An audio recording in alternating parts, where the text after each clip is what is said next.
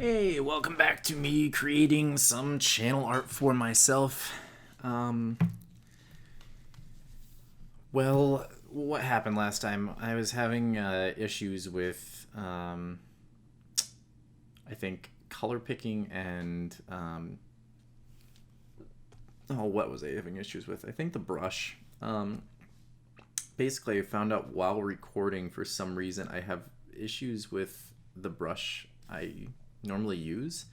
Um, I like the brush. I don't exactly know what the problem is. I'll just keep drawing while I'm talking about this. But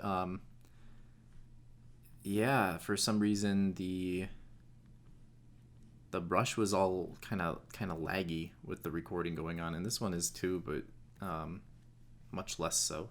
So this is just like a big round fuzzy brush. It's a Photoshop default brush, but what I did was I think this is the same brush. I took it in here. No, this is just an actual default brush. I may have changed the transfer. So the transfer is set to pen pressure on opacity and flow jitter. So I did adjust this, I think. Whoops. Shape dynamics. I don't want that. Maybe I do. I guess I do. Yeah, I've totally clueless. Well, I mean, what I'm saying is you can just grab a default brush. It'll be fine. It'll be fine. Don't worry about it. Why would you worry? So, I want to drag the navigator out here. Whoop. Because I like to look at both the navigator and the color. And what I'm going to do, I was trying to pick the color over here last time, even though we haven't even gotten to color. I was trying to like go gray. I'm adjusting to this. I like, for some reason I never used this in the old Photoshop. I'm not sure why. This seems like a lot more convenient, and I think you have better control over everything. I'm gonna stop talking so much. I mean, I'll keep talking, but you know. So I am kind of color picking in here, and what I mean by that, and you'll see this thing pop up every now and then, this big circle. And I can drag that around it. You'll see that top color kind of change a little bit. I'm not going to get into that too much. I think Adobe. So my last video was like called up for question on copyright infringement, which was hilarious to me, and I don't know why yet. So we'll find out if that was just like a computer error or whatever, because I know it's like all automatic when they flag stuff, but yeah, like I don't know if Adobe's license agreement or something would have something to do with like, hey, we don't want our UI to be shown or something.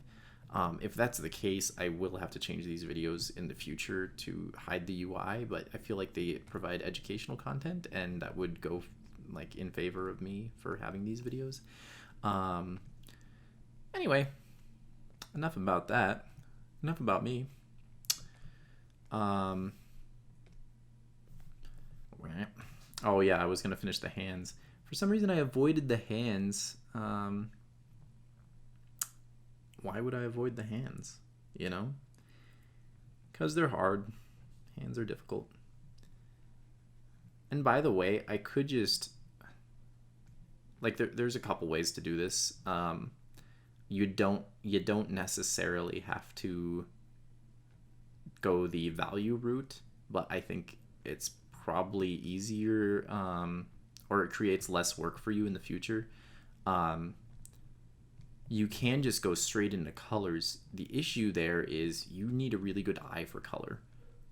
So if you have it, great. If you don't, you're going to create a mess that you'll eventually be able to fix if you keep on working at art, but you know, it's difficult. Art's difficult. If you want to get like all pro at art, like you really need to put in the pro kind of time to get good at it. There was a point, and there still are several points, but it's not as consistent. There was a point in college where I was taking 5 studio classes and was still working as a freelance illustrator full time, meaning my actual like the time I spent drawing during a day, like actually sitting down drawing, was between 10 and 14 hours. I was like, but you have to be willing to do that. So if you're unwilling to do that, I would say maybe art professionally is not where you should be. However, I think art is basically for everyone. So if you're interested in this kind of stuff, there's no reason that, you should not be creative. And certainly plenty of people have like a ton of talent. Plenty of people are just totally uninterested in and when I say art, what I'm talking about is the technical, the ability to draw anatomy, which, by the way, I've like taken so many anatomy courses and studied anatomy nonstop, and I still just make constant mistakes with it. It's just it's a very intricate system we have as bodies, and the other thing is everything has anatomy. I'm just talking about human anatomy, but like you can get into the anatomy of, say, a tree, or the anatomy of a frog, and there's similarities in like all animals and stuff in nature, but everything has a separate anatomy. And to be able to draw this stuff, like, you need to be able to draw from life, and all sorts of just fundamental work. You need to understand lighting, you need to understand perspective, which I feel like I struggle with a lot. And I'm saying this now after years and years of training. And I think, obviously, like I said, some people catch on faster, some people are like maybe naturally talented, but in the end, like, that stuff doesn't matter. You need to be able to put in the time if you want to draw technically well.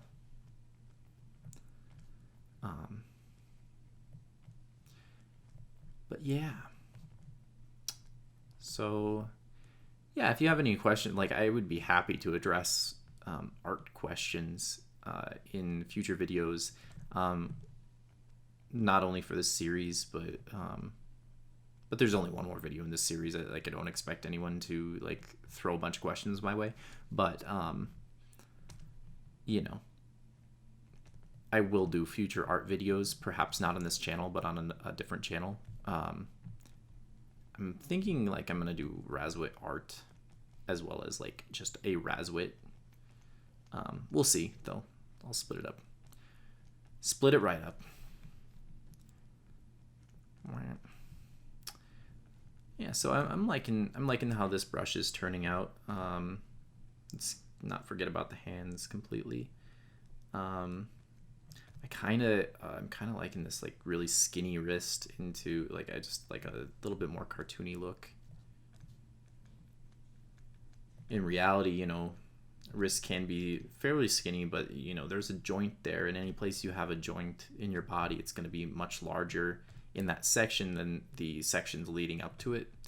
Because you got to think of it like there's like almost gears or something, or there's just like a contraption there so that your body can function. And it just needs that. It needs that space. It needs that space to move, because it can't roam free. Then it's awful. It's terrible. It's just the worst. Let's get all this in here. Big value. I don't want it to be too textured. That was the problem I was having. Like, the pen wasn't, in the last video, like the pen didn't really feel right. And I was getting a lot of lag, and it was causing like this kind of effect. But with the other brush, which was like really textured by comparison, I would like to use that brush, because that's kind of like, it's a stylistic element of my artwork. I feel like, I don't know, my hair can be pretty smooth, but I kind of enjoy using that kind of brush. It looks more traditional to me, and I would like to maintain that, but I guess, you know, for the sake of a YouTube drawing, it makes sense to be pretty smooth and pretty digital with this. Anyway, let's talk about the lighting situation a little bit. So I'm leaving the back of the coat a little lit, and the reason being, and I guess I'll figure out what the lighting situation is realistically here, but I'm thinking, did I already say this in the last video? I'm thinking the lighting is coming from like either like right above him or over here. I need to solidify where it's coming from exactly before I move too much further. But regardless, light's gonna come in from this sky area, the sky region. Probably just want it behind him. It's really not a big deal for this particular drawing. Like in some drawings it would matter a lot more, but this seems fine, like up here. And it's gonna come in from out there and then bounce off this ground and up into his coat, and you'll get some of that reflective light. I don't want to get too much into that because this is kind of a half tutorial, but I do want content that like people gain something off of. But you know, mostly this is for the gaming channel, so it's on Razwit Games, and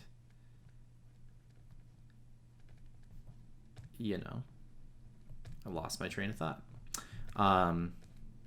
But yeah, that's the only reason it's on Razwit Games. Otherwise, I would probably have it on the art channel, and I may post a edited video on that channel. For this one, you know, I'm still kind of at this point getting my name out there, and you know, don't really need to split it up into a bunch of channels. I don't have the time to produce a bunch of content because it's very difficult.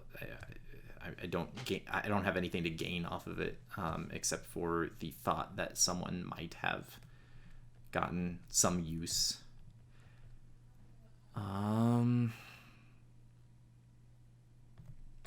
His pants are not looking completely correct to me. I'm gonna bring his leg in a little bit, like right there, and that's better. Part of the problem is like I have like this crazy pose, but I mean, it's working. I like it. I like it a lot. I don't want to change it. Let's get some darker blacks in here. Really, I want to distinguish this controller, the texture of it. Yeah. So I'm like having difficulty seeing. And you know, the other thing I could do, I might do it in a second, but right now we have like this going on. I could make this multiplied. This is the sketch area, and then move both the I'm gonna retitle this layer so you know what I'm doing. So this is like the gray wash, I'm gonna call it gray wash. I can move both of these over the top of the value layer. I'm not sure I love that, but you know, like it's not going to change the look of how it is right now. But that changes the look there, certainly. Value layer. Was the value, so the value layer was over the top of the gray wash. Let's not do that. I don't know how much I like that. Like, it's not gonna, it's just a different image, but it made it a little bit too dark on his cape, and I already kind of took it in one direction, and I'm not talking about the band. I took it in one way, and don't really want to go back into a different way. I think I'm about ready to start adding values on the lighter end of the spectrum, because right now all we have is this this black, and once we start to add the white, like understand the light a little bit more,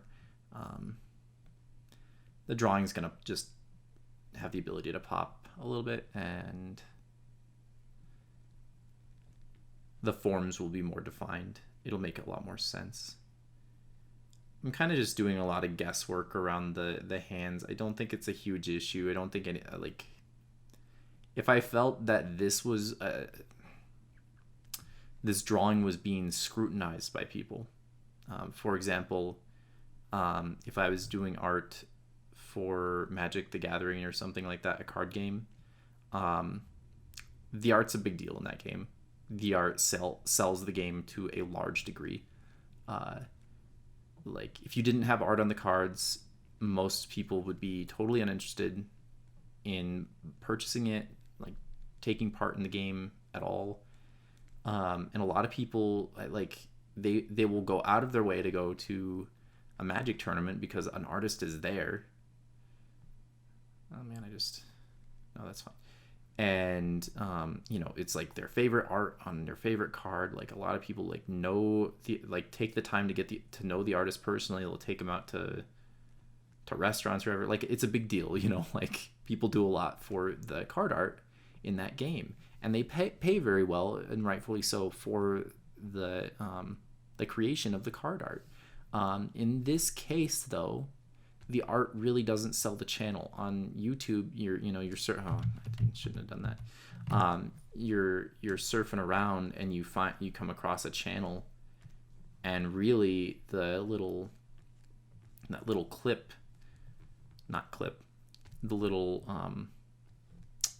I want to call it, the thumbnail for each video, like, that probably draws people more into watch video than the channel art.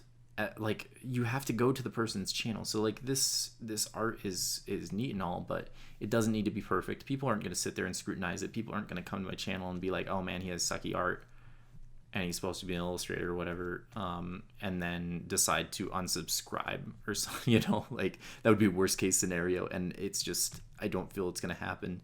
Of course, you would drive me absolutely nuts if you posted that you were unsubscribing. Not that it matters at this point, but if you were like, oh man, the art, I just can't, these hands aren't exactly photorealistic. I think, you know what I'm going to do? I think I'm going to unsubscribe, and not only that, I'm going to tell him what I think of his art. And that would be like, wait, like, it would drive me nuts, and I would go right back into this drawing and be like, oh, this person posted that they didn't like my art, and so we're gonna fix it, and here's a tutorial. Then I get all sorts of hand references. That's not gonna happen. I don't care. I don't care at all what you think about my crap. I do, but not on that level. Yeah, I like, this hand is like, it's just obscured. It doesn't really matter if it's right or not. Let's get all that in. Let's get this tone in a little bit.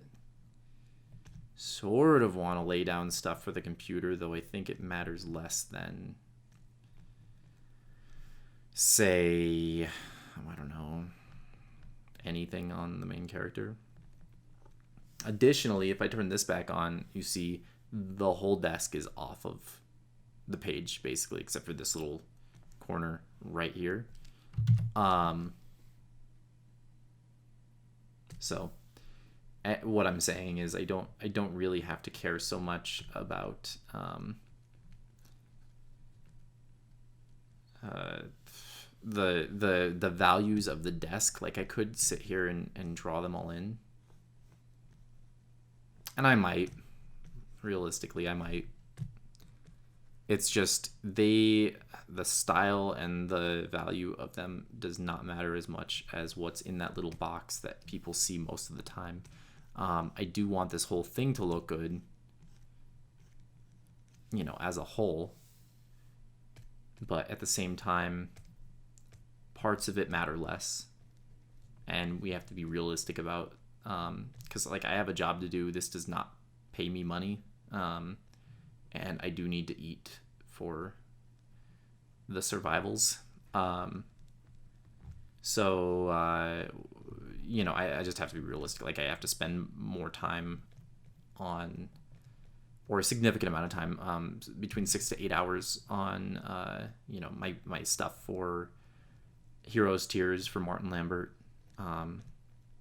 That RPG coming out soon. Pretty excited about that. I think I talked about that in the last time I worked on this. Let's get all that in. I'm just kind of now going over the top of this lightly with a larger brush, I guess. It just kind of helps smooth everything out. I don't need to be super neat about this,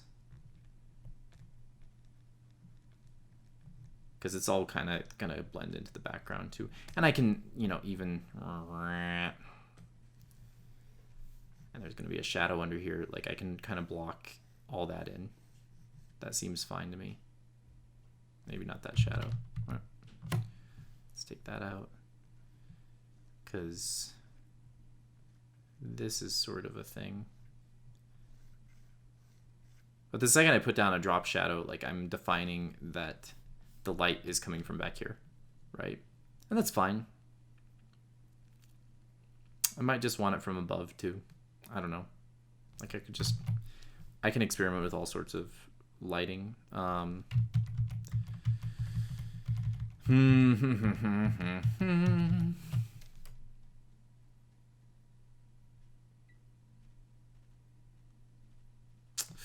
Well,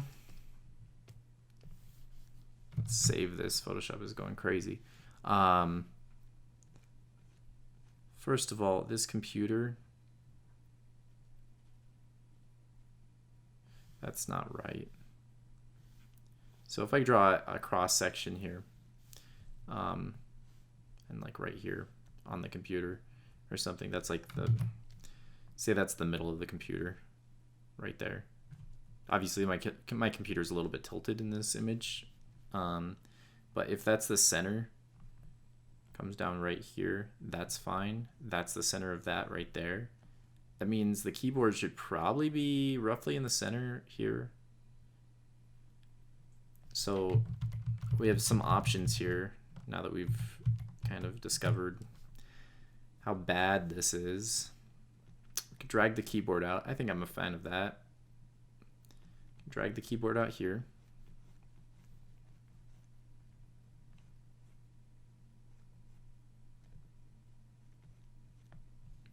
That's fine. I'm not opposed to this. Yeah, because the keyboard will kind of line up with the edge there, and then I can drag it over here. People will get that it's a keyboard, I think. Let me just turn this back on. Yeah, enough of it is in the image, and I'm actually just going to take an image of a keyboard, kind of throw it in there for an overlay. But that won't be till next video. That's something you kind of do later. The keyboard will kind of be blackish, so let's get that value in. Now the light will be hitting it, but at the same time you have to concentrate first on the local values and then on like how the light's hitting it and how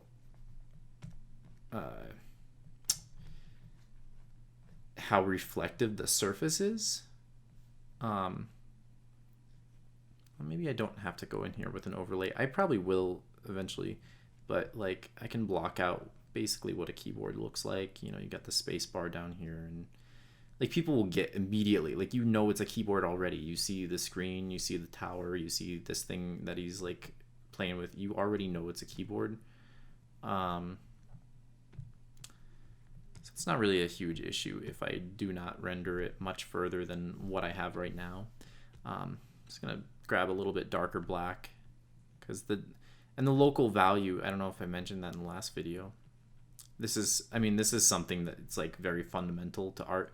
The local value is just the value that we perceive something to be.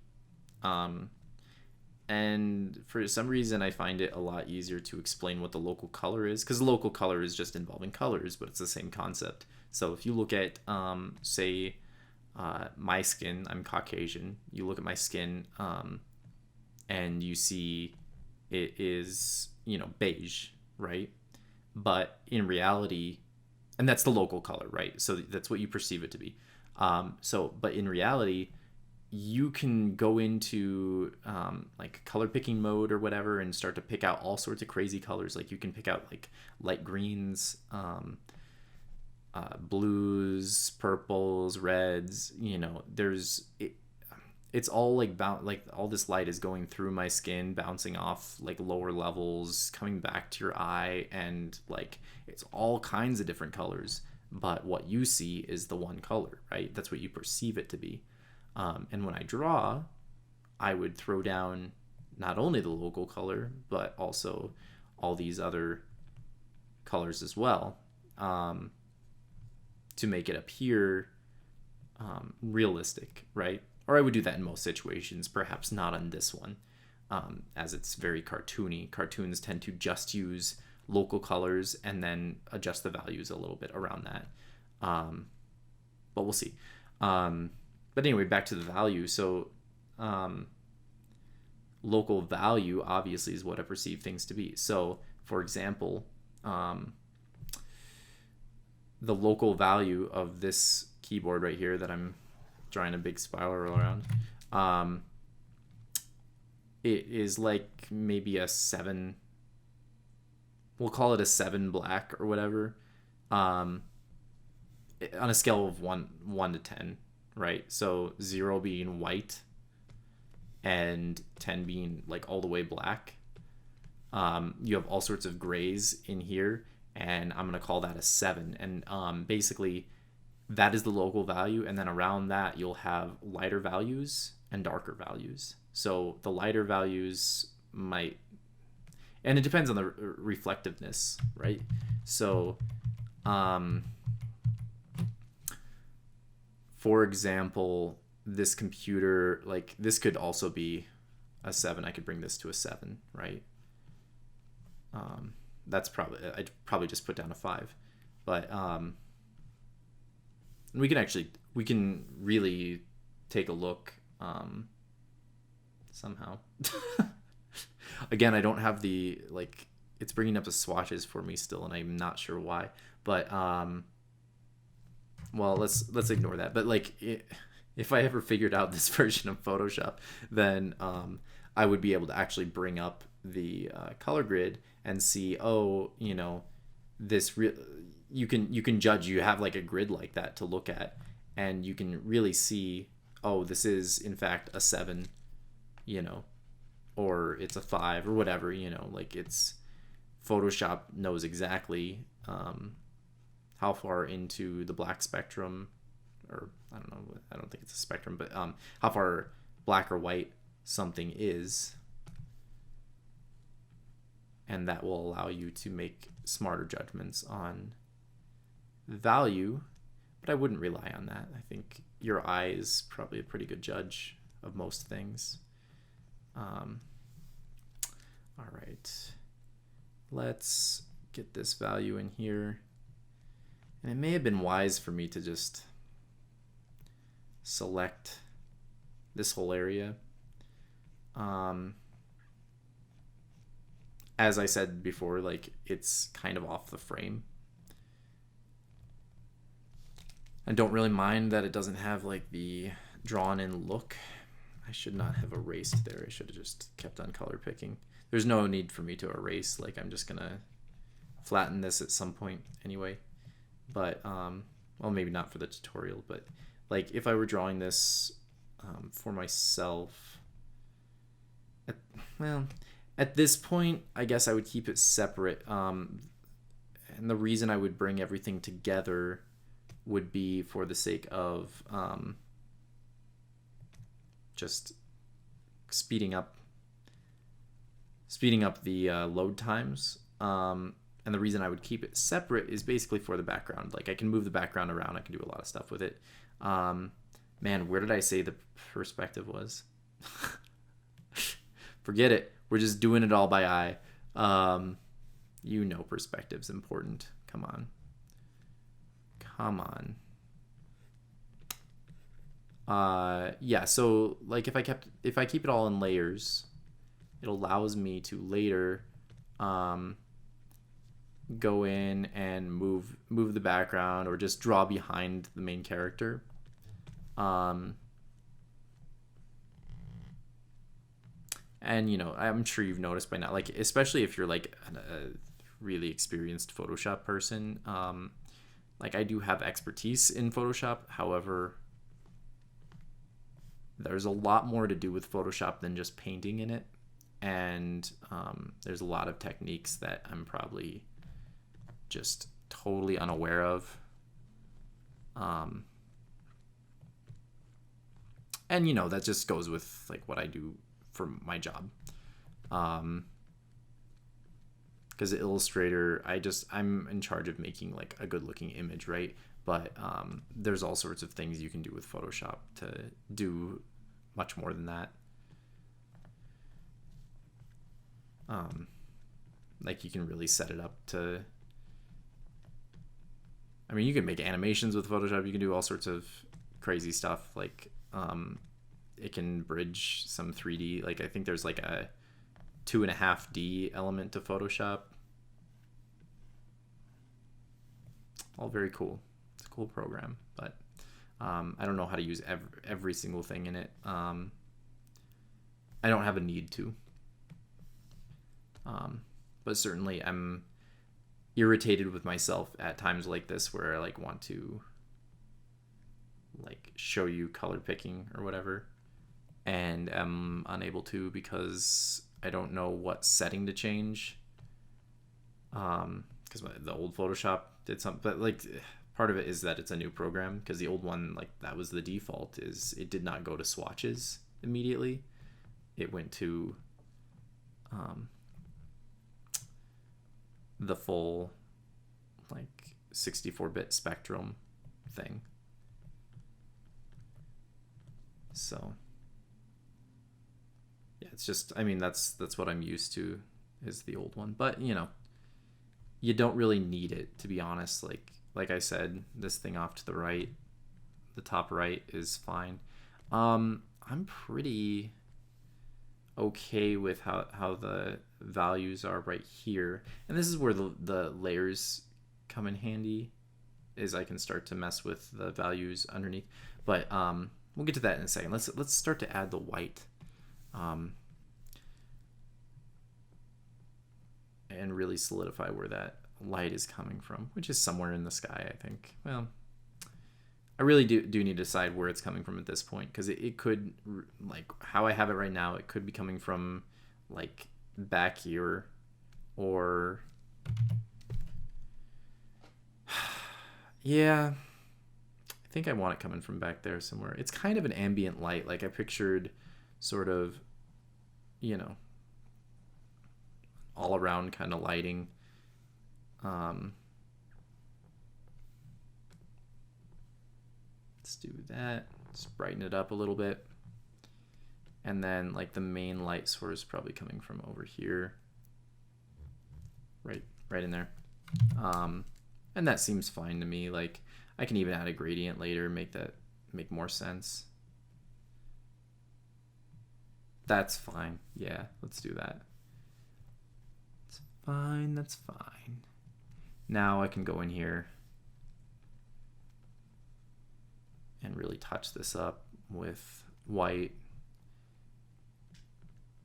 And you know, all these things have different textures. Like his skin is going to be like slightly more reflective and bounce off light in a different way than his coat, and his hair, and these things back here, which will be very squarular, like edgy. And have jets or something.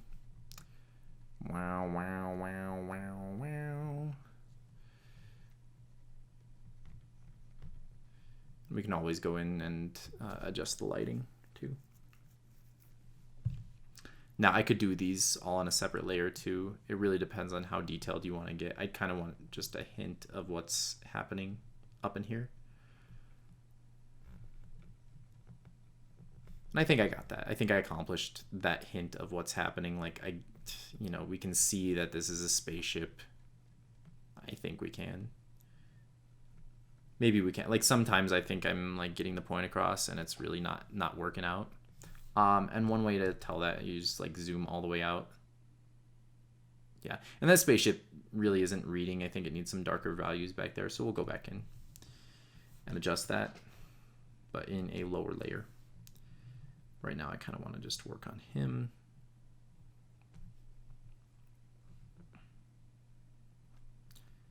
Work on the Razwit Bambizzle. Should be my sign off. Razwit Bambizzle. Why wouldn't it be the sign off?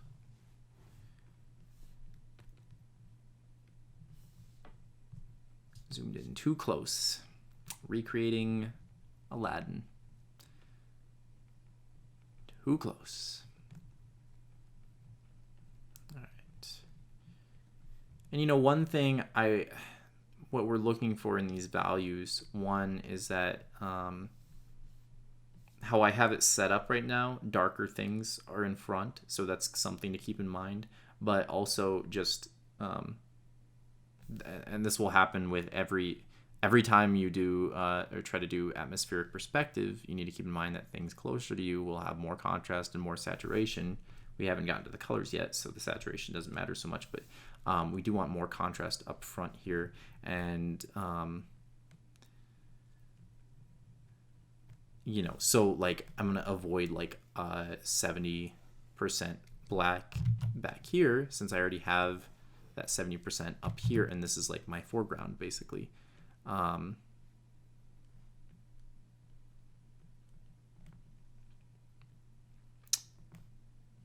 I would be, I don't know, I'm kind of liking this keyboard, like how cartoony it is. Don't want to spend a ton of time on this.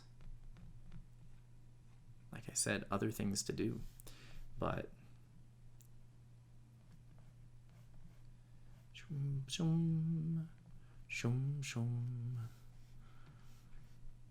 this sort of lighting. I don't want to make that too extreme, but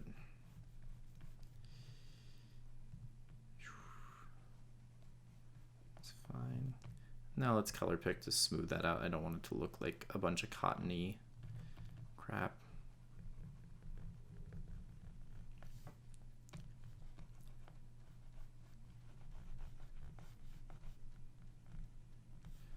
And that should be fine. I'm gonna get some light back here. This is a very slightly lighter value than what we have in the background, but it'll help to solidify that sense of light coming through here. Even add a little bit down here. Imagine some light comes in and bounces like under this keyboard, because we have a little lip thing going on here. We can even kind of bring that out a bit. Not too much though, like you don't want it to be like a cutout, but we'll do that. That's fine.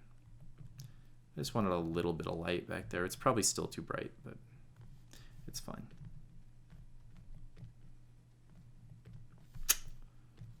Color pick a little bit more. Just really getting these values refined. And it might take a while. You know, like this is maybe a reason, like if you practice at just throwing down the color initially, you could get much faster than how I'm approaching it here. The thing is, I feel like if you start this way with the values first, and then you go into color, there's a lot less to mess up. Meaning that you do less fixes in the end, and it ends up taking less time, or at least that's been my experience with it.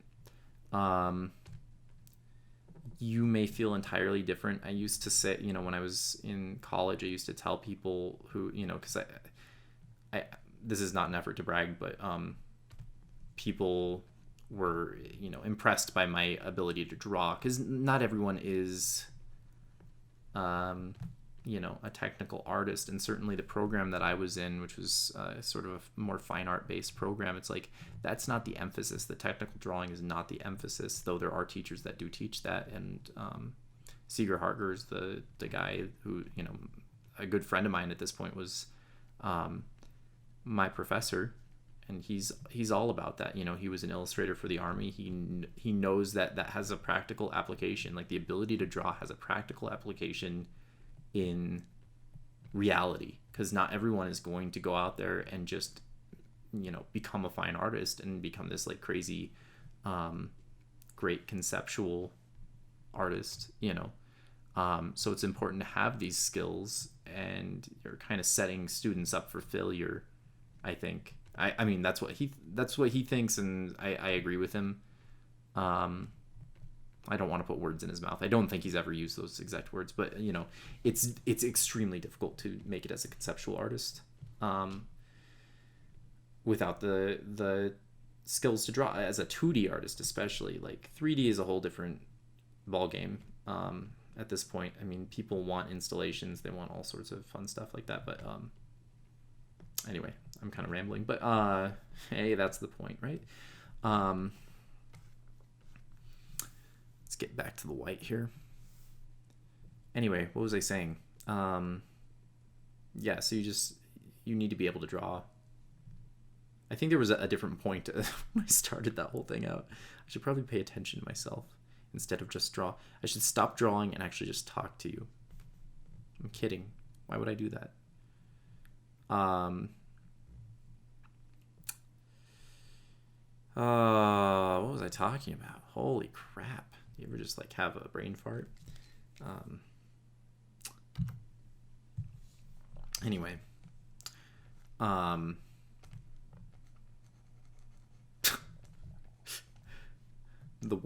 The worst YouTuber ever. Just drag you guys along for a rant. Don't even know what I'm talking about. That probably has something to do with the fact that I'm tired, but anyway. Oh yeah, people were talking to me about something. Why I was good at art. Oh god. Yeah, no, it was just an effort to mention that I'm good at art. Preface it with, this is not an opportunity to brag, or it's not my intention to brag, but people call me a good artist. And then end it. No point. That was the whole thing. Holy crap.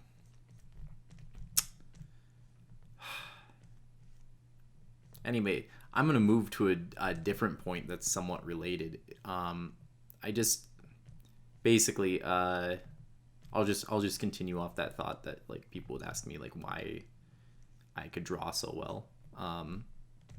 The reason being, and this is a totally different point than I'm sure I had planned, but I lost my train of thought. But it's like I drew all the time.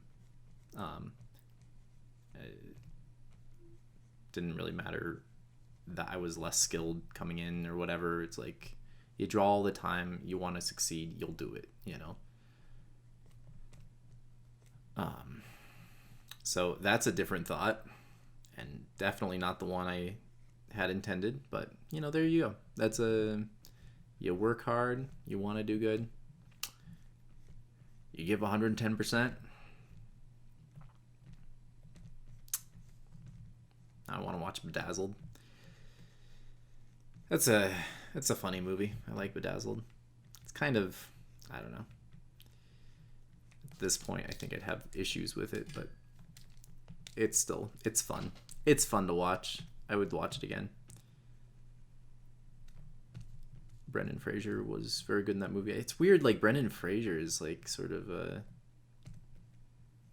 I don't know what to call him. He's like sort of, he strikes me as like the ritzy pompous, arrogant type in interviews.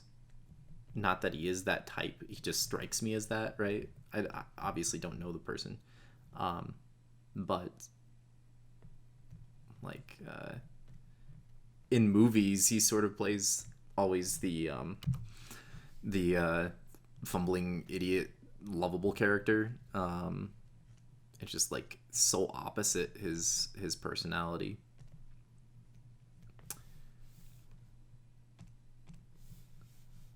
Let's get some.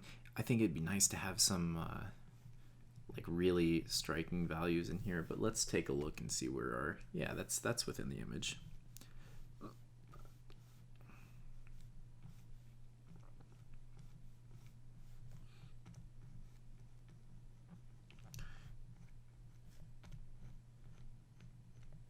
Yeah, and then we'll have some reflected light off that pant leg, and that's going to pick up some shadow from the arm.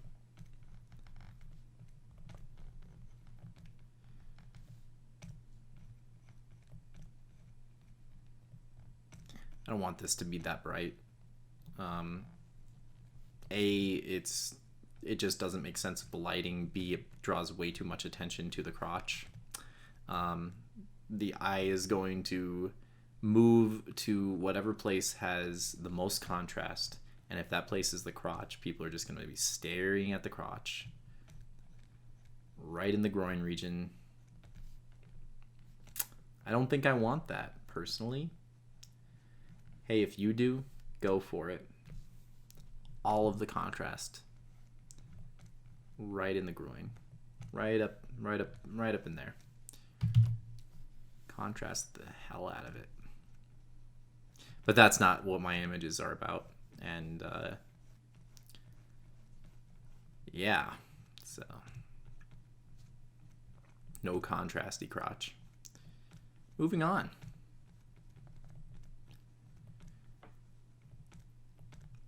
You know, I think I should talk about like things I did as I was trying to succeed as an illustrator. And I think, you know, this goes for any career that you're trying to go for. I think you need to find people in that career, listen to them, like figure out like why they are a success. You don't have to know them, like research them, right? Figure out what they did to succeed, and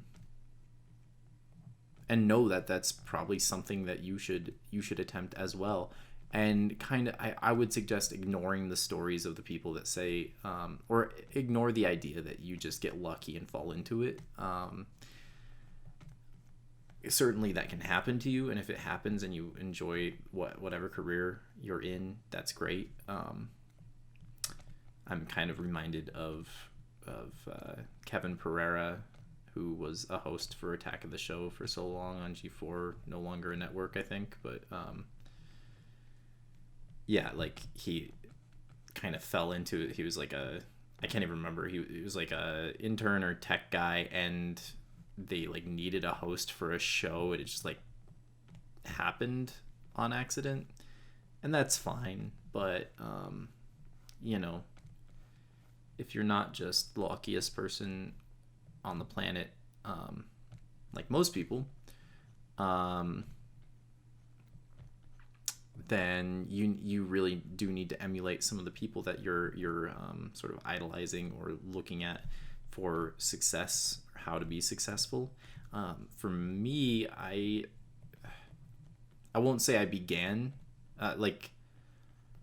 obviously you have all your influences early on. That's like why you chose to do the thing you do. But when I started to be like, well, I'm doing this professionally at this point, or I'm at least trying to get work, you know, how do I improve? How do I get to the next level? How do I get to where I want to be?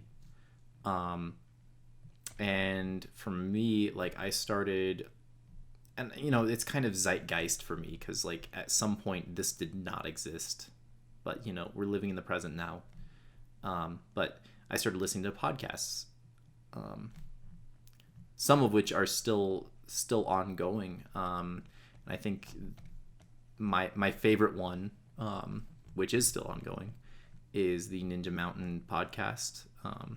So if you are an illustrator, especially in the fantasy sci-fi area, give that a listen. You can pretty easily check that out. Find it on Google. I don't think I'll remember to put a link, but they're great. I mean, their next episode is going to be a critique episode, they're always helpful. You try, in critiques, when people are being critiqued, you always try and find similarities between your own work and what other people are doing. When they're the ones getting critiqued, it's like, how does my work relate to this? Can I benefit from listening to the advice being given to this person? Because most of the time you can, or you can really think about your art, like, perhaps you succeed in some area, but like the critique being given could apply to that area that you succeed in, or maybe you could just improve upon that area. Anyway, so yeah, their podcast is very good. I would definitely suggest checking that out. They have like it's over 200 episodes, I'm pretty sure. I mean, it's a lot of minutes of listening, and it's a good thing to listen to while you work. I find that I listen very well when I work, better than I do, and I said this in the last video, but I listen better than I do normally, because I have an issue with like just like something, if some like the conversation could interest me, right? And if something says, or someone says anything like remotely boring within that conversation, like if you're talking about something that's interesting to me, but then you throw in like potpourri or something like into the conversation, just one word, I will immediately tune out and not realize I'm doing it. So yeah, I may have ADD. I don't know. I was never diagnosed with ADD. It's likely I'm just uninterested in listening, but yeah, like, but I don't do that when I'm painting for some reason. When I'm painting, I'm just totally attentive. Like, my ears aren't being used at that time, right? I have nowhere else to wander to with my mind. So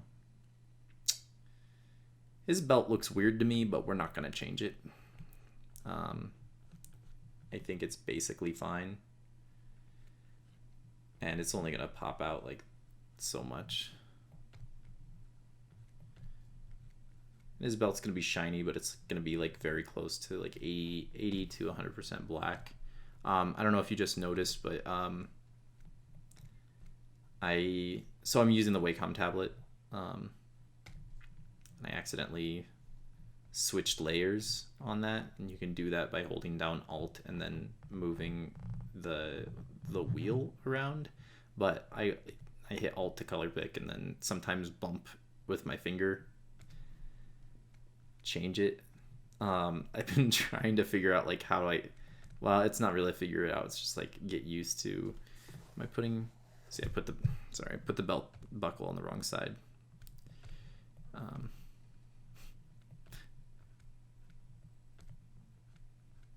It's like if you're putting the belt buckle on the wrong side and leaving it like that, and you're wearing a belt.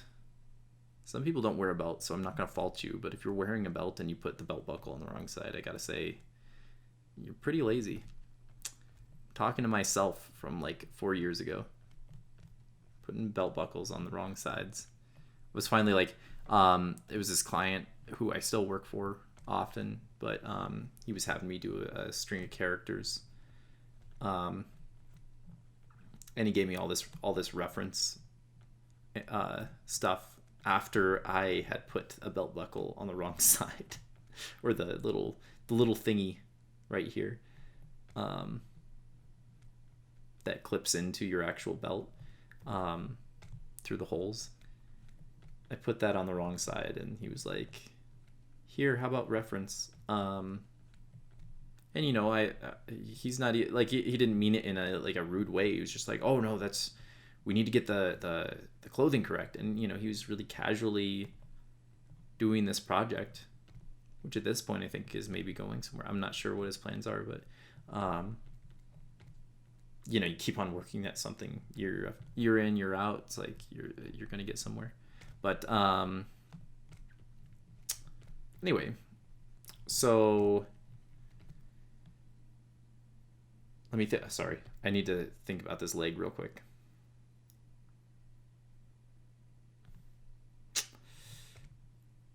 because the belt really, the hip is right here, but the hip comes at us. Hip comes at us like this, and the spine is probably back here somewhere like that.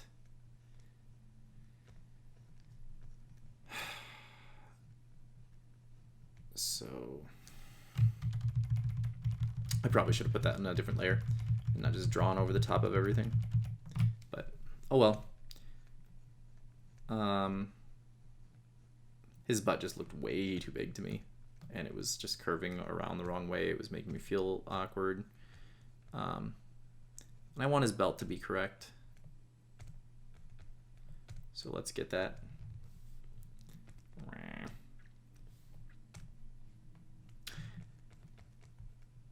Boom, boom, boom, boom, boom, boom, boom, boom, boom. So anyway, yeah, so that guy's projects were pretty cool. Like, it gave me real insight, because like he was pretty casual, you know. I wasn't charging a lot for the project.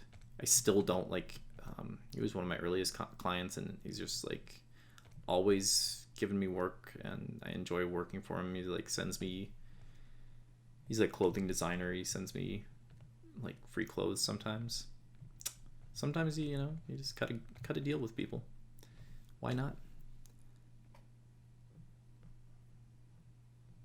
And I wonder how long this recording is going to be. I feel like it's significantly longer than the last time.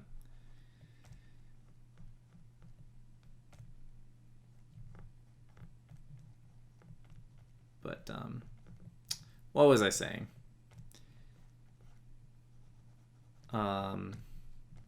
Trailing off and getting totally lost. It's okay. I'll be done with the values very, very soon. It'll all be over. It'll all be over soon. I'm just gonna add, like, basically you have some tendons in your hands. I'm not gonna get like super detailed again. I don't have reference for this.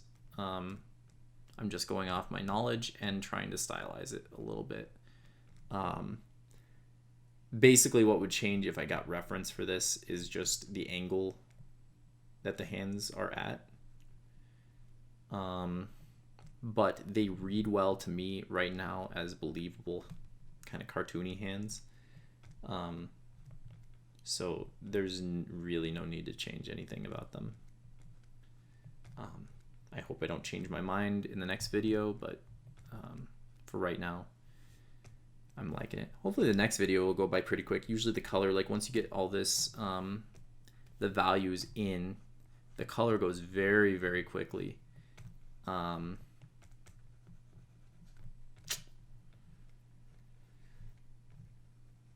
You know what I could use? Critique for this video. And really, like, in your everyday life, critique is nice. I like critique. I think I've grown the most as an artist when someone said my work sucked, because I remember, like, I was in high school. I believe I was a junior at the time,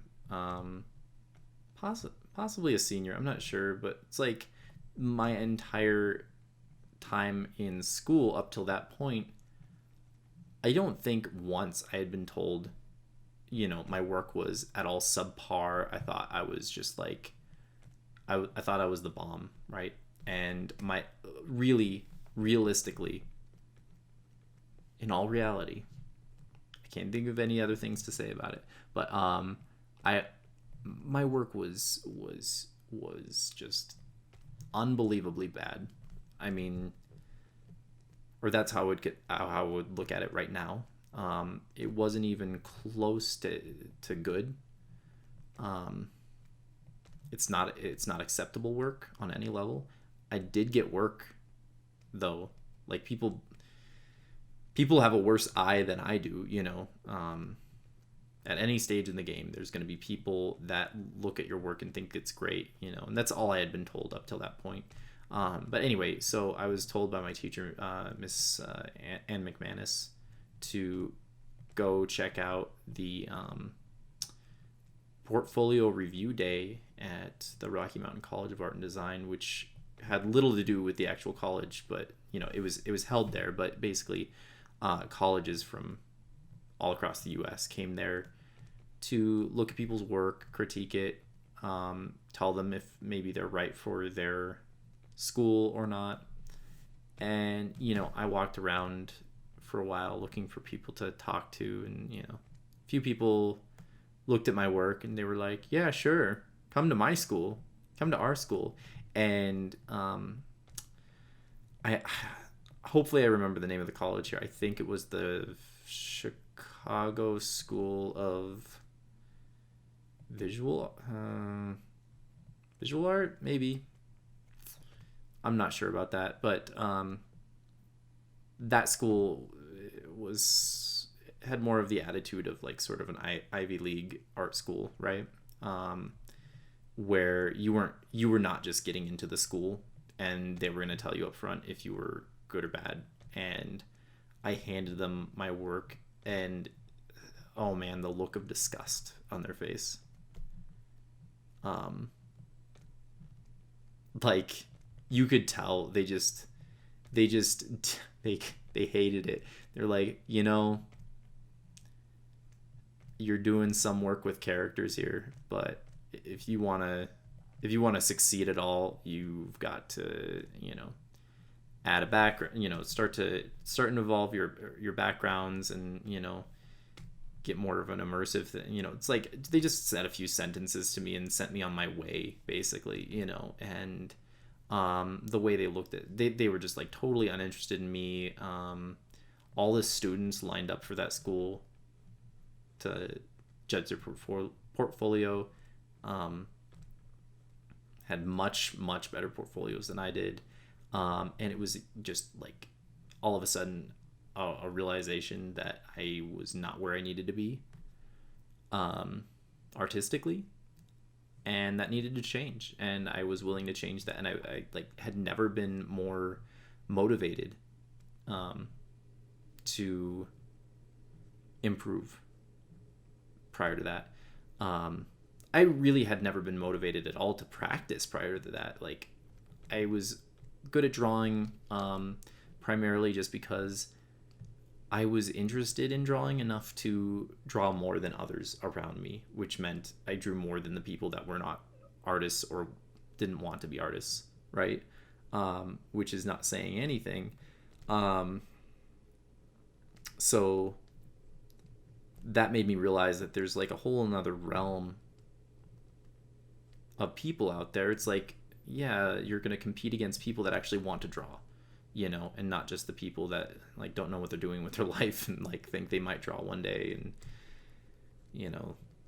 it's like, those are the people that you need to beat to get a career in the industry, and not just like hired into a career. I mean, like freelance. Like you're competing against everyone that can draw and wants to do that work. Anyway, so back to the critique. I was saying, it's good to have critique. Like a lot of people hate critique. Like they think they're being judged personally, right? And it's fine. Like if that's the goal, right? If you want a critique on your life or whatever from someone, that would be fine too. I imagine like you can maybe, if you cared to, change a lot of character defects. Defects is a weird, like character, what do I want to call it? I don't know the nice way to put that, but everyone has character defects. So it's like you either embrace them, or you're like, what irritates me about, or what irritates you about me. You could really ask someone about that. Like no one's willing to give, hardly anyone is willing to give honest critique though. So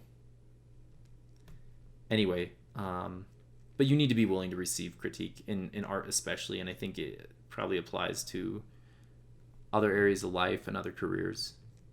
where you can get an honest opinion from people. And I think it benefits you. And, you know, like I said, that critique, that really negative critique, it was the first time anyone told me my art was like subpar at all, you know, and they were really disgusted, but it made me feel great. And, you know, that's a part of my personality, but at the same time, I think if you're okay with yourself having a flaw, right? If you're okay hearing that, and you don't judge the person for saying it, because, you know, you asked to have that told to you. I think it can only benefit you to accept that and then do something about it. You know, if you really want to improve something about yourself, that's fine. You know, obviously there are dangers to that. Like if you are,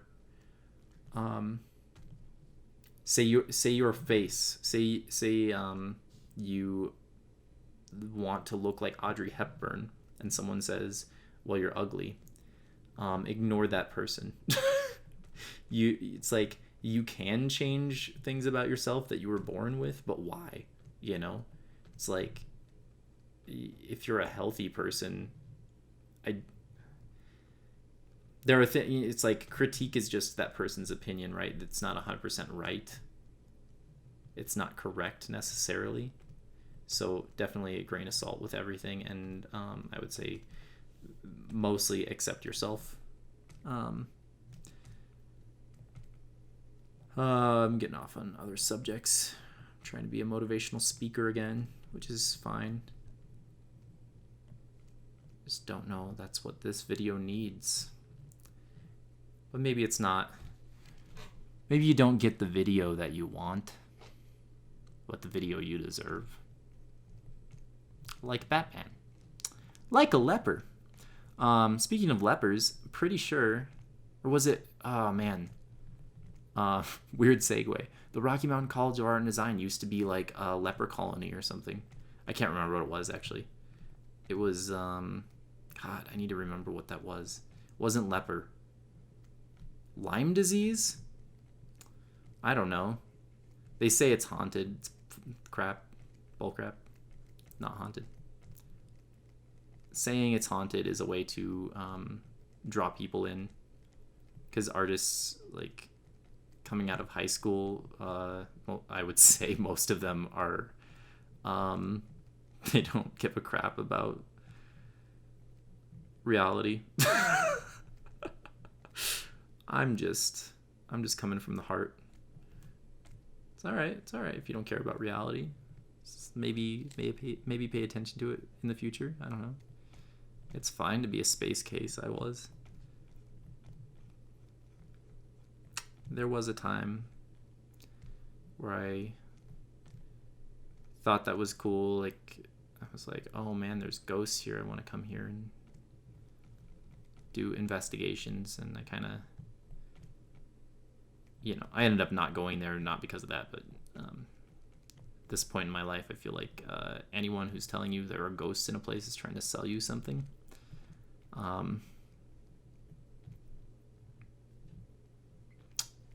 That's my feeling. I just alienated a whole large section of the audience. I'm sorry, people. It doesn't mean I'm right. I just said.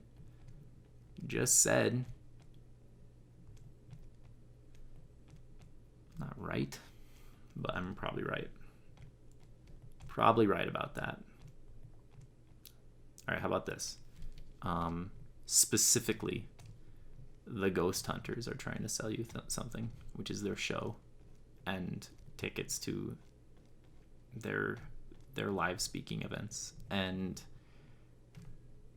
the Hunting for Sasquatch people are trying to sell you their show also by telling you Bobo has some sort of knowledge about a creature he's never seen. So if you're watching those for comedy purposes, that's fine, but you could also just you know, there's plenty of idiots in the world. I'd say it's better to catch it live.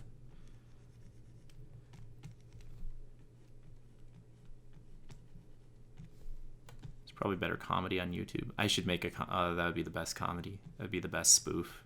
Just freaking have a hunting for a non-existent thing show. We're getting close to defining what his face looks like. I wish I could I want to zoom in a little bit more, but like look what happens when I zoom in. We start to get pixelated because we're going beyond 100%. So instead of doing that, I'm going to assume that because this is as large as anyone is ever going to see it, and it's probably honestly larger. My monitor right now is 27 inches across, and I'd recommend it for people who, at this point, I want to recommend it for people. I'm very concerned that it's going to cause headaches and eye problems for me in the future, but for now, what it does is give me a better vision on the piece that I'm working on. So we'll learn in the future what the best thing is here. I mean, a larger screen's got to be better than a small one, if you have the option for working on artwork. But yeah, I mean, it's important to be realistic. Like, I could be working on an even larger monitor than this one, right? And with, I don't know, better something gamma. I don't know. Like, it would be brighter or something. But like, there's a point at which you just blow out your eyes with nonsense. Like, you don't need that. It's fun. It's impressive when people walk in the room. They're like, holy crap, is that a 70-inch monitor that you're working on? And you're like, yep. I can't see. Can you help me? So that can happen. You can just go. You can go blind. Go blind yourself. That's the artist insult. The visual artist insult. Go blind yourself. Or a person that works with blinds. There's blind installers. Do you suppose there's ever been an installer of blinds who is blind?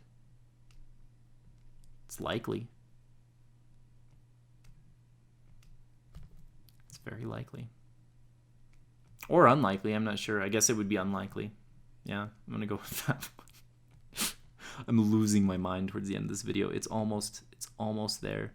Look how crisp. Look how realistic. Look how beautiful. It's almost there. Almost there. Let's get this horrible smile. Razwit is like the ugliest. Oh, well, what do I want to do?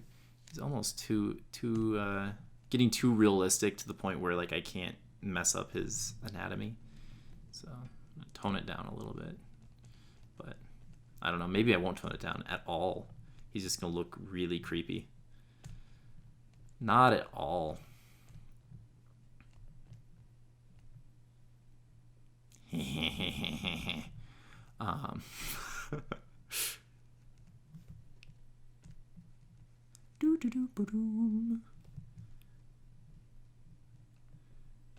So something you'll notice about the eyes if you're being really, like, if you notice things, you will notice that they're not very bright. I didn't go in here and be like this. I could. This is a cartoony thing, but realistically, the eyes, the value of the eyes, is about the same as, I mean, it's slightly lighter, but about the same as the skin around it, for Caucasian people. It would seem much brighter if you had darker skin. But yeah, like, there's just, you have a big hole in your head right here where the eye is sunken into, so a bunch of shadow goes in this area, right? So it covers up your eye. Additionally, what's happening? Additionally, you have an eyelid here that goes over the top. I'm just gonna cut, yeah. You have an eyelid that has dimension to it. It is 3D. I'm gonna flip this. His head's looking a little weird to me. Yeah, that's fine. I was just wondering, like, he just has to squint his eye more, basically.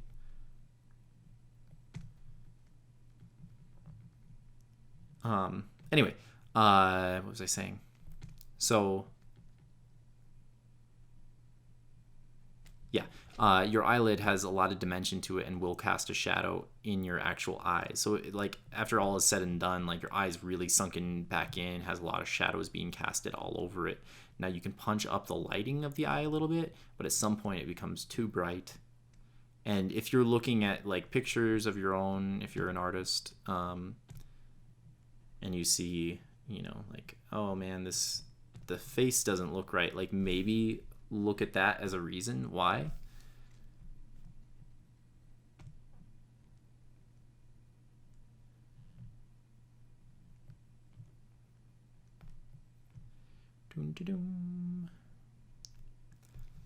Trying to, like, merge, because normally I draw Razwit in, like, an extremely cartoon style, like,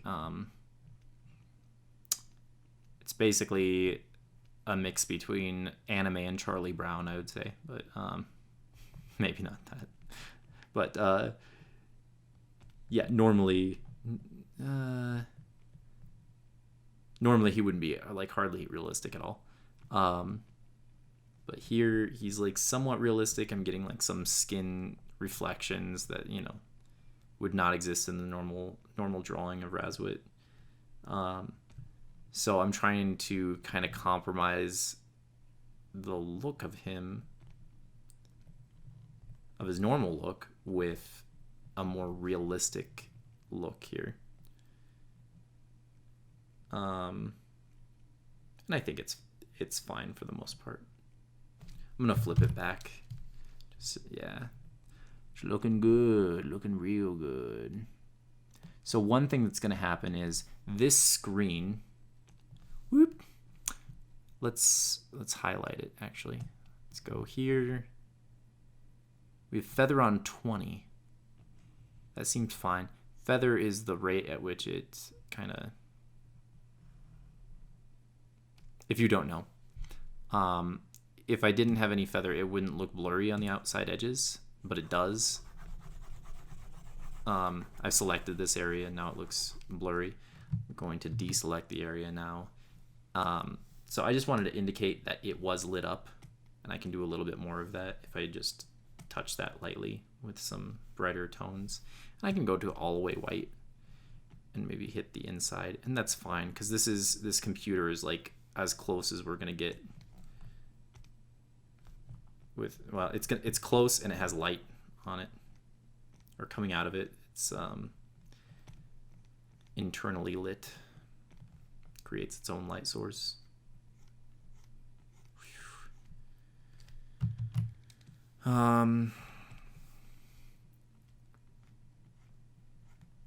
So I do want to indicate that it's shining light on the character. It's fine. Yeah, it looks pretty good to me. But what's going to happen here is we're going to get some direct light onto the front of his face, and especially onto his toe here. Well, his foot, but, you know, mostly his toe, because the toe, this part of the toe that I'm drawing on right now is facing the computer. It's like a big, you know, it's a flat surface that's angled towards the computer, right? So it's catching light, where the rest of the toe is angled away from the computer, and it would not be collecting any light, right? Because the light, here comes the light, woo, woo, and it just misses this whole area, right? But it hits this area, okay? Little bit of fundamental stuff. By the way, what's a good tutorial? I think I mentioned this last time, but darken he has a site called enlighten.com with 2 eyes. Darken is he's an illustrator who I learned of from Magic the Gathering. And anyway, he has a site completely devoted to drawing tutorials. A lot of them are Photoshop based, and a lot of them they talk about the fundamentals, which I've noticed a lot of other tutorials tend to avoid, because those tutorials are done by schools that want to teach you the fundamentals, because it's like the basis of all art. But it's like you don't necessarily need a school for art. I would suggest going to a university for an education. I guess you absolutely don't need it, but I think it's a helpful experience to make you a more intelligent person. You don't like, there are certain things about speaking with clients and existing in the world where you create the media that people consume and listen to. I think you have a responsibility to yourself to be knowledgeable about certain things and to be able to turn down projects even when they offer you, like, I mean, obviously it's a personal preference, but like I would never work for a project that I felt was openly or I would say blatantly objectifying or sexualizing women. I think it's been done enough. Like, it's done as the norm, right? And I will probably for a long time in my career not be able to get certain assignments because I'm just opposed to helping out with those projects.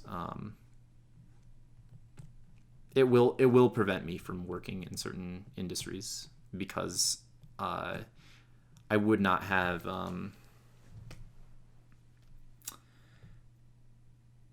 like say I was an actor and I got on the, like, I'm the starring role for Transformers, the first Transformers movie, and they start doing the like gratuitous shots of Megan Fox. I would have not continued shooting the movie, and they can hire Shia LaBeouf. That's my thought, and then I'm out millions of dollars, whatever. But that's a good example, I think. And for me personally, like, I'm not an actor, I'm an illustrator, but it prevents me from working in comic books.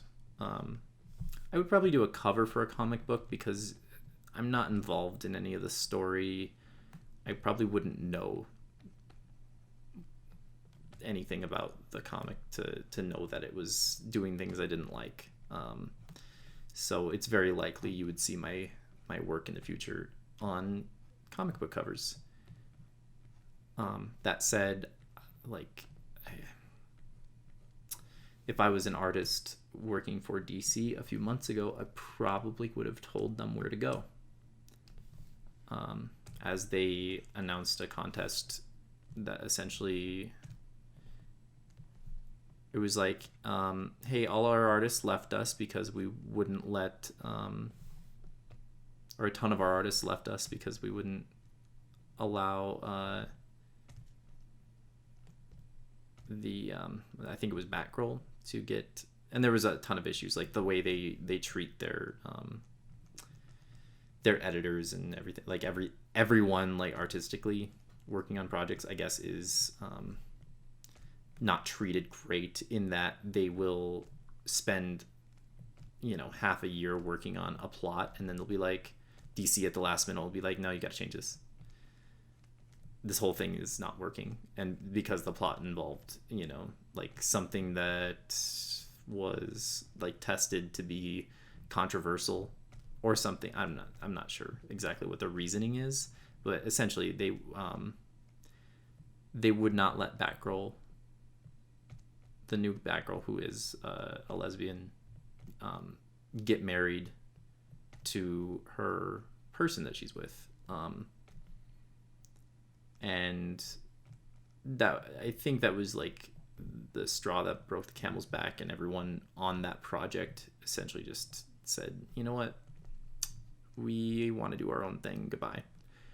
And good for them, you know, like, you should be proud of the project that you're working on. And I, like, obviously that was just one thing, like, it wasn't just solely because of that, but it's like, that was one of the many things that they were taking into consideration with DC. I'm sure a bigger issue for them as people who need careers was like how they were allowed to work, or what conditions that, you know, like how easy was it for the pay. That was probably the larger factor. But anyway, I was gonna say, like, if I was working for DC at the time at all, at that same time, they did a contest for anyone, like any artist, amateur could send in work, because I think they lost a lot of people.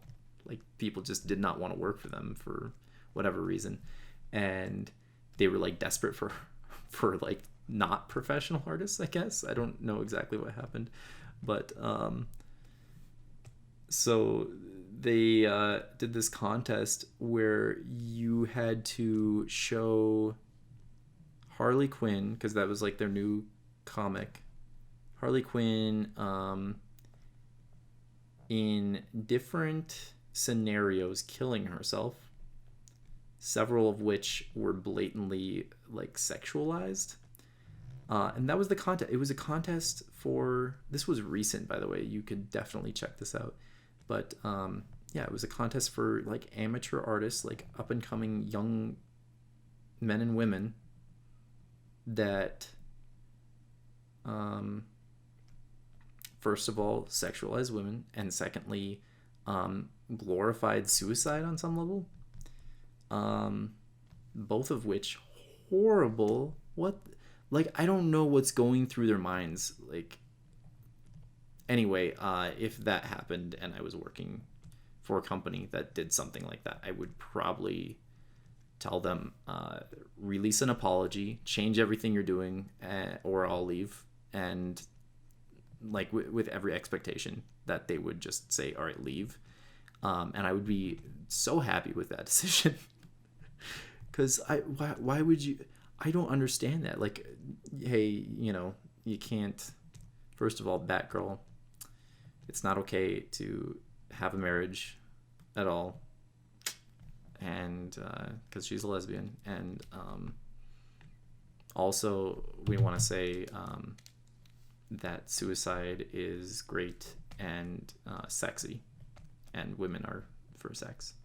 So that's where we're headed as a company. I hope you join us. And it's like, what are they thinking?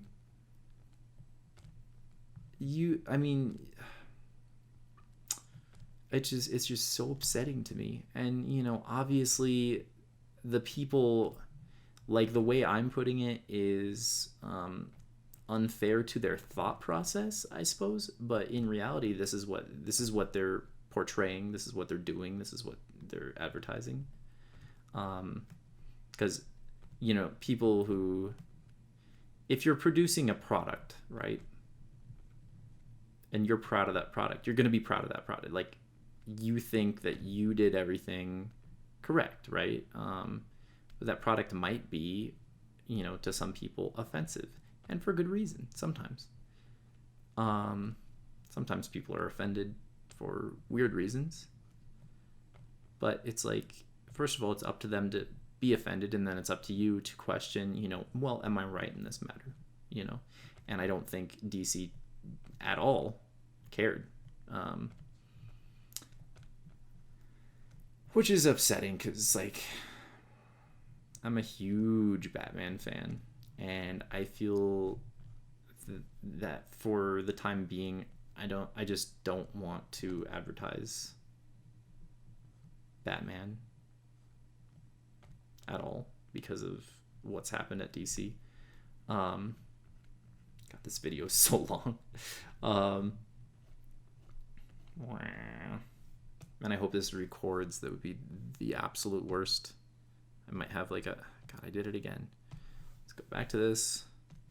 Get some of that going on. Yeah, that'd be the worst if I was just recording for several hours and nothing came of it. Except for, you know, your confusion.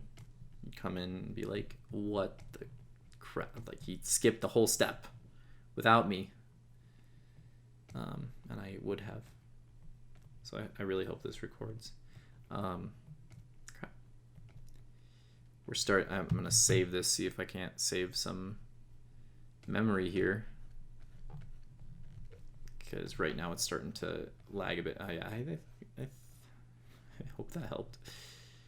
Yeah, it's lagging on the color picking. It's really irritating. But we're almost done. Let's go back to the layer under this, because I'm liking how this is looking, right? And I can smooth out elements to this later. I'm just gonna make this a little bit darker in here. Seems fine to me.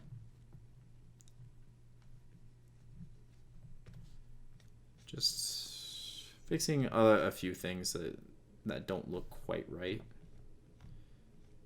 Like, these elements don't need to be perfect, but at the same time, they need to read as something that makes sense. All right, so I'm going to add another layer behind this, and let's see what we got here. I'm just gonna scribble. So we've covered up some areas, but nothing that's going to really affect what's gonna happen here, which is I want to add this castle in. And we're in a pretty light gray. Whoops, Z. I don't know what I just color picked. That's too dark. Let's pick this. We're picking at. I just need to find the right gray, and then I'm set. Let's add that just to see where we're at. We want like a good negative space in here.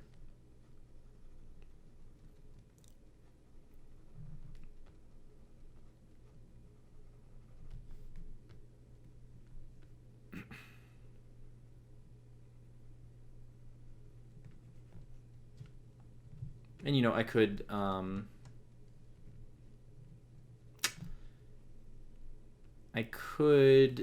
do some selections instead of just scribbling in here. Right now I kind of I prefer doing this, and then later I can clean it up. Like, I want to make sure that this is fine. I just have I have a little bit of difficulty with the selection tool. It feels very unnatural to me and makes me not want to draw. And if you ever find yourself in that kind of feel, I would say change how you're working. You know, it's like, this just needs to be a little bit darker. Like, there was no reason to, like, if you want to do this career, like, sometimes you do have to just select areas, but at the same time, you don't want to hate what you're doing or do things that feel bad, I guess. And selections, for some reason, like, I would absolutely do it in the middle of like creating production art, but for the sake of illustration, I'm not doing it. Not at all. Not interested. Get away from me. See how this reads okay. I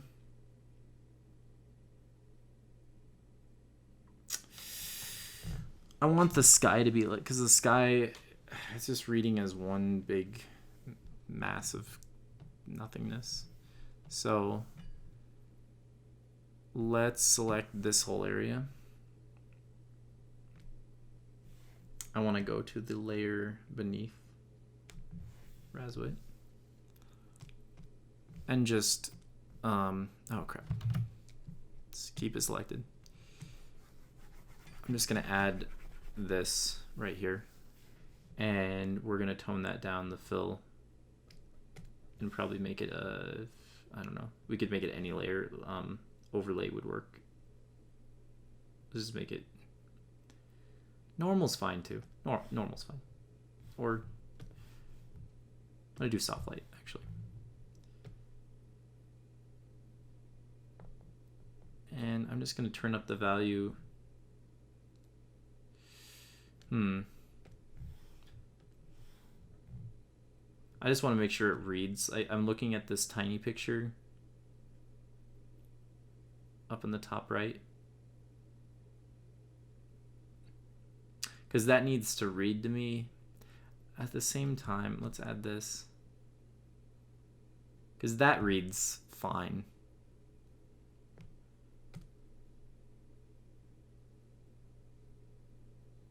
I'm fine with this. And what I'm going to do is deselect, and we have some like crispness going on here. I'm just going to erase where the edge is right there. The hedges of many small villages.